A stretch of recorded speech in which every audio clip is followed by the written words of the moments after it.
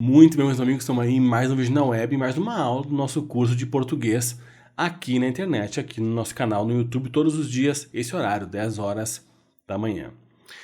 Vamos relembrar 3 avisos super importantes. Primeiro, aqui embaixo tem 3 links para você. O primeiro deles é a playlist para você assistir a todas as aulas já postadas desse curso. O segundo link para você baixar a nossa apostila teórica. Essa apostila você baixa uma única vez.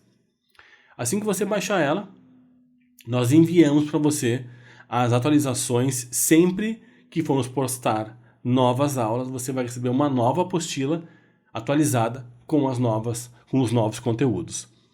O terceiro link super importante é: você pode assistir a esse curso aqui no YouTube ou na nossa plataforma de ensino. Assistindo conosco na nossa plataforma de ensino, você vai fazer login e senha, lógico, né? E você vai, ao final do curso, poder gerar um certificado de horas complementares, tudo isso gratuito, inclusive o certificado. Vamos lá para a nossa aulinha de hoje.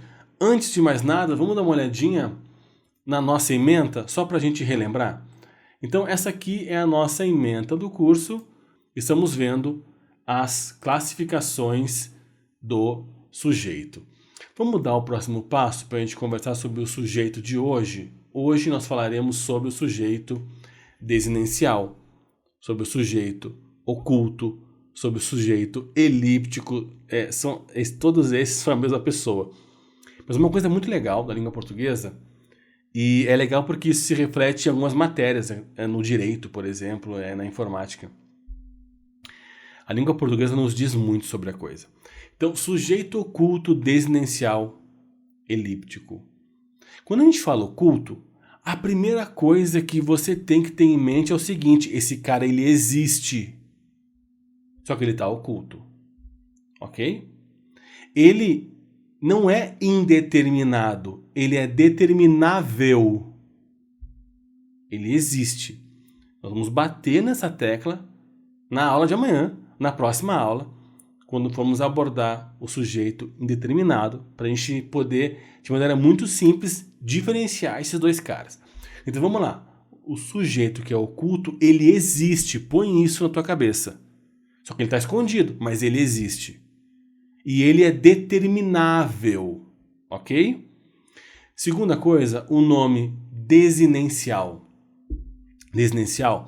Desinência é o finalzinho do verbo. Essa é a desinência. Desinencial porque pelo finalzinho do verbo a gente consegue determinar quem é esse cara. Por exemplo, cantei. Olha, o finalzinho do verbo, o ei.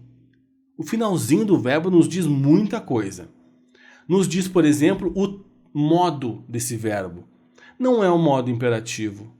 Não é um modo subjuntivo, é um modo indicativo. Se você está meio perdido porque não lembra muito dos modos verbais, aqui embaixo vou deixar uma playlist de um grupo de aulas que a gente fez que não faz parte desse curso, porque esse curso é sintaxe e semântica, mas é uma playlist de aulas de morfologia.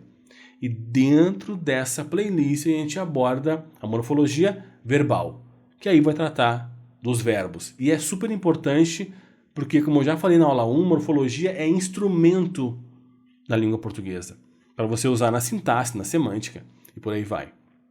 Então vamos lá. O ei é o finalzinho do verbo. Ele nos diz o modo, é indicativo. Ele nos diz o tempo, é um pretérito. É um pretérito que foi terminado. Olha, eu cantei. Terminou, encerrou. É um pretérito perfeito. Se fosse eu cantava, eu cantava quando ele me interrompeu. Eu cantava quando fiquei sem voz. É um tempo que é interrompido. Então é um pretérito que não é perfeito, é imperfeito. Mas o cantei é um pretérito perfeito. E ei é a primeira pessoa. Lembra? Primeira, segunda, terceira pessoa, do plural, do singular. Então, o ei é eu. Quem cantei? Eu cantei. Primeira pessoa do singular. Então, veja quantas informações a desinência, o finalzinho do verbo, te conta. Ele te conta que tem um sujeito ali. Esse verbo se refere a alguém que praticou essa ação. Só que esse alguém que praticou essa ação não está ali escrito. Mas ele existe e ele é determinável. Você pode, quando coloca uma frase, cantei aquela canção, quem cantei? Não tem dúvida nenhuma para você que a pessoa que cantou é a pessoa que está proferindo a frase. Cantei. Quem cantei? Eu. Legal? Então, esse é o verbo desinencial. Essa é a desinência e esse é o sujeito desinencial, porque é o sujeito que a desinência é o X9. A desinência é aquele cagueta que vai te contar quem é o sujeito. Vai te contar quem é que está praticando a ação, por exemplo. Agora, tem uma outra coisa que eu quero abordar com você agora, que é super importante. Tem duas coisas super importantes para concurso público em relação a sujeito oculto, desinencial, que é o seguinte. Primeiro, você saber que ele não é indeterminado, ele é determinável. Que ele não é um sujeito inexistente, esse cara existe. E a segunda coisa é você entender a retomada de sujeito. Isso é super importante, isso é super usual, tanto em redação quanto em interpretação de texto. Vem comigo nesse próximo exemplo aqui, ó. Aliás, antes de chegar, mais um para a gente só exemplificar o que falávamos agora. Não sei dizer o que aconteceu. Quem não sei? Não sei, eu. Percebe que esse sei está fazendo uma referência à primeira pessoa do singular, que é o eu, que não está escrito aqui. Claro, alguns verbos, o finalzinho dele pode ser eu, pode ser ele, né? E alguns verbos são mais esquisitinhos, como o verbo ser também, que ele é todo diferentão.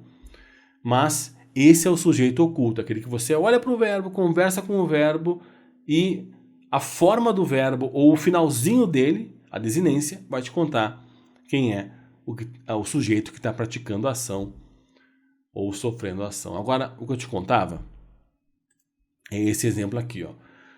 Aqui nós estamos num período, ó, nós temos um verbo aqui, né? As políticas públicas são conquistas. Só serão... Tem dois verbos? Tem dois verbos. Tem duas orações? Tem duas orações. Agora, presta atenção comigo. Lembra que eu te falei que cada verbo é como um sol e na atmosfera desse sol nós vamos ter ali orbitando os pertences daquele verbo. Então, se eu tenho um verbo aqui, esse verbo, se tiver, tem o seu sujeito, tem o seu predicado, o seu complemento, tem os seus pertences. Se eu tiver um outro verbo aqui, esse outro verbo tem os seus pertences, ok? Cada verbo com as suas coisas. Então, assim, as políticas públicas são conquistas. O que é que são conquistas? São conquistas as políticas públicas. Percebe que o sujeito desse primeiro verbo ser, esse sujeito são as políticas públicas, ok? Legal. Agora vamos conversar com esse outro sujeito, ó. Só serão preservadas quando o povo assim exigir. O que é que só serão preservadas? Elas. Que? Elas. O que é que só serão preservadas é um sujeito oculto. Não está escrito aqui, mas está aqui em cima. Não, aqui em cima é uma outra oração. Tem até uma pontuação separando esses caras aqui. Então, o sujeito desse serão é um sujeito oculto. Um sujeito desinencial. E quem é esse sujeito desinencial? É a terceira pessoa do singular. É o elas. Ok? Agora, olha o que a prova pode te perguntar, e é assim mesmo que as provas acabam cobrando. O sujeito da linha, vamos dizer que aqui, ó, Vamos dizer que isso aqui é a linha 10. Ó, linha 10. Tá? O verbo da linha 10 faz referência ao sujeito do verbo, digamos que essa aqui seja, para usar como exemplo mesmo, a linha 1. Imagina um parágrafo grandão assim, começa falando as políticas públicas são conquistas da sociedade, pararé, pararé, pararé, pararé, pararé, só serão preservadas quando o povo assim exigir. O verbo da linha 10, que é esse que está aqui em vermelho, faz referência ao sujeito do verbo, ó, esse em preto aqui, da linha 1. Correto? Correto. Não é o mesmo sujeito, mas ele faz referência ao sujeito do outro verbo faz. Por quê? Esse verbo serão, o sujeito dele é o sujeito oculto, elas, e esse elas está fazendo referência a políticas públicas. E o que eu quero que você entenda disso?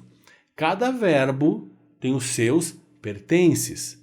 O sujeito do verbo serão não será o mesmo verbo o mesmo sujeito do verbo são. Mas ele faz referência a esse cara. Ele faz referência a esse sujeito. Mas o sujeito dele é um sujeito desinencial. O sujeito dele é um sujeito oculto. Tem casos em que verbos diferentes podem ter o mesmo sujeito. Nós vamos falar mais sobre isso no desenvolvimento das nossas aulas. Mas nesse momento, eu quero que você tenha uma coisa muito clara em mente. A regra. Qual é a regra? Cada verbo tem os seus pertences. Essa é a regra. Cada verbo tem a sua atmosfera. Tem os seus pertences que vão estar ali orbitando em volta de si. Eventualmente, eu posso ter um sujeito aqui que faz referência, eu posso ter um verbo que faz referência a um sujeito de outro verbo. O sujeito dele, no nosso caso aqui, do serão, é o elas. É um sujeito oculto. Mas esse elas, é elas quem? Esse elas faz referência a políticas públicas. E políticas públicas é sujeito do verbo ser ali na forma de são. São conquistas. O que é que são conquistas? As políticas públicas. Só serão preservados. O que é que só serão preservados? Elas. Elas quem? As políticas públicas. Então, com isso, a gente fecha a nossa aula de hoje, que ela é bem rápida. Era para te apresentar o sujeito oculto. Na próxima aula, nós vamos fazer mais comparações dele com o sujeito indeterminado. Porque tem duas coisas que tem que ficar muito claras para você. Primeiro é a diferença entre o sujeito oculto e o indeterminado. E qual é a diferença? O oculto, ele é determinável. O indeterminado, nós vamos falar amanhã, mas ele é indeterminado, eu não faço ideia de quem é esse cara. O oculto é determinável. Aqui é elas. E nesse caso é tão determinado que esse elas faz uma referência a um sujeito de um outro verbo, que é o políticas públicas. Ok? Então essa é a primeira coisa que você tem que ter claro. E a segunda é, o finalzinho do verbo vai te contar um pouco sobre esse sujeito. E aí fique atenta nessas construções onde eu tenho um verbo cujo sujeito dele é dele, mas faz referência a um sujeito de outro verbo. Ok? Então, recapitulando, vimos hoje desinência verbal, o finalzinho do verbo. Vimos hoje o sujeito oculto, desinencial ou elíptico. Elíptico é escondido, né? E falamos sobre a retomada de sujeito, que é um conteúdo também muito presente na paráfrase, na reescrita, e é muito importante você utilizar esse recurso na redação, na produção de textos, e na interpretação de texto você vai enxergar muito isso, porque isso é uma forma de você, é um estilo de escrita para você deixar um texto mais interessante, menos repetitivo, mais bacana de ler, mostra domínio da escrita. Você não ficar repetindo palavras. Você utiliza esse recurso de retomar o sujeito, e um deles é colocando o sujeito oculto, eventualmente retomando um outro que já foi expresso em algum momento do parágrafo, em algum momento do texto. Legal? É isso. Dá like no vídeo, compartilha. Eu espero que você esteja gostando muito desse curso. Está sendo muito legal para mim gravar esse curso. E eu espero que você consiga baixar a apostila e que esteja gostando dela, porque a gente fez ela com muito carinho. Ela está quase como uma conversa, assim. Então eu espero que você esteja curtindo isso. Então compartilha nas suas redes sociais. Põe suas dúvidas aqui embaixo, porque eu vou responder. E a gente se fala na nossa próxima aula. Fiquem com Deus, um grande abraço e até a próxima.